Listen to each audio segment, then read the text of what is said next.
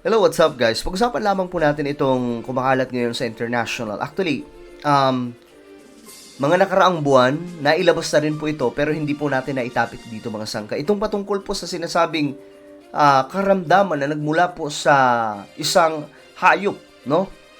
Kung tawagin po ito ay zombie deer. At alam naman po natin, pag sinabing zombie, alam nyo na yon. Hindi na kailangan i-memorize yan. Kahit bata, alam na alam po yan.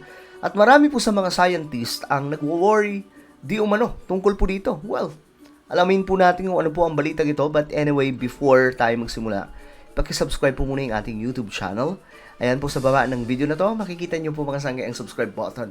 Pindutin nyo lamang po yan, tapos i-click nyo yung bell at i-click nyo po yung all. At kung kayo naman po ay nanonood sa Facebook, huwag nyo pong kailimutan na i-follow ang ating Facebook page. At i-click nyo rin po yung bell mga sangkay, makikita nyo po sa taas. Okay? Sa Facebook po ito ha. Nakikita nyo rin po sa taas, katabi po ng tatlong tuldok. Pindutin nyo po yung bell at i-click nyo rin po yung all. Okay? Parang sa YouTube lang din. So ito mga sangkay, ito po yung balita. Zombie deer disease concerns scientists over possible spread to humans. So ito po yung kinakatakot ng mga scientists na it may be possible daw na kumalat ito sa tao. So mula po sa eto mga sangkay, galing po dito sa hayop, papunta po sa tao.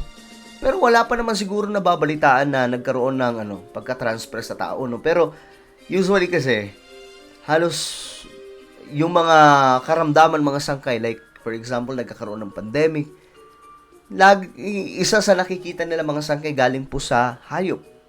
No? Though hindi naman po tayo medical expert. Kumbaga, yan kasi yung mga nakikita natin, mga sangkay, pagdating sa mga balita na inilalabas din po ng mga medical professionals. So, ayon po dito, may concern dito ang mga matatalino mga sangkay, mga scientist. Ito, zombie deer disease. Ito epidemic spreads in Yellowstone as scientists raise fears it may jump to humans. Grabe. Pwede daw tumalon o pwedeng makapag-transfer ito mga sangkay papunta po sa tao. Medyo nakakakaba ito. At alam nyo, ang dami pong balita tungkol dyan, no? Ayan po. Hinanap po natin yan. At ito po nakita natin ang mga balita tungkol dyan. Ayan, mayroon nga po, matagal na kagaya po nito, Ohio countries now confirming cases of zombie deer. Marami pong balita tungkol dyan mga sangkay. Ayan po. Kaya po marami ang naaalarma. At nito lamang po, December, no? Naibalita na po ito. Ito nga po, nagbalita yung Guardian tungkol dyan mga sangkay. Babasahin po natin yan mamaya-maya. Pero ito, panoorin po muna natin itong balita mula sa Fox 5 New York. The zombie deer disease has returned and experts say it's spreading. While it sounds like something out of The Walking Dead, chronic wasting disease is actually very real. And as Fox 5 Stephanie Bertini shows us, there's concern it could jump to humans. Yan yung concern nila na maybe tumalon po yan o mag-transfer po sa tao. Chronic wasting disease, or CWD, dubbed zombie disease in deer, is spreading according to experts. It has been spreading, and it's now found in most states. Begging the Grabe, no? Nakaka-alarma, no? Nakaka-alarma itong mga balitang to mga sangkay na nangyayari sa ibang mga bansa. Biruin mo, pwede siyang baka pag-transfer. Yan po yung yan po yung concern ng mga scientists. Na pwedeng mangyari na makapag-transfer ito sa tao. Itong ganitong klaseng karamdaman mula po sa hayop. Grabe. question, are humans at risk? I think that until we see very clear evidence of transmission from animal to a human, we have to state that there does not appear to be a risk, but that can change. Yellowstone National Park recently confirmed a case of CWD after a deer carcass tested positive for the contagious and fatal brain disease. Grabe. Disease that's seen in the deer family. They get this abnormal protein. It causes them to, over time, over a year or two, develop these holes in their brain so they can't feed themselves, and eventually they'll die. Although there are no confirmed cases in New York State, the Department of Environmental Conservation is alerting people, including asking everyone, not to feed wild deer or moose, warning feeding artificially concentrates animals in one location for extended periods of time, increasing the likelihood of diseases to spread. We're concerned Di ko alam mga sangkay. May mga conspiracy theory. Ito yung mga conspiracy theory na parang nagkakaroon daw po ng tawag dito, mind conditioning about po sa zombie. Kasi 'di ba, pinapalabas po sa mga Hollywood movies, western movies, mga sangkay about po diyan. Kahit po dito sa Asia, 'di ba, yung Korea, naglabas po sila ng isa sa mga pinanood ng marami noon.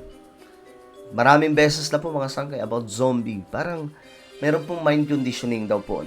Para pagdating ng araw, alam na po ng lahat na itong zombie ay ito talagang totoong nag-i-exist. But you know guys, tayo mga Kristiyano, mga sangkay, sana po, yung mga nagbabasa po ng Biblia, about, alam po yung patungkol po sa Bible prophecy. Malamang sa malamang alam po ang tungkol dito na mayroon po talagang paglaganap ng iba't ibang klaseng karamdaman in the last days. In Matthew chapter 24, guys, nabanggit po doon yung about sa pestilences. Okay? Iba't ibang klaseng mga diseases na magkakalat umano sa ating planeta before ang pagbabalik ni Jesus Christ.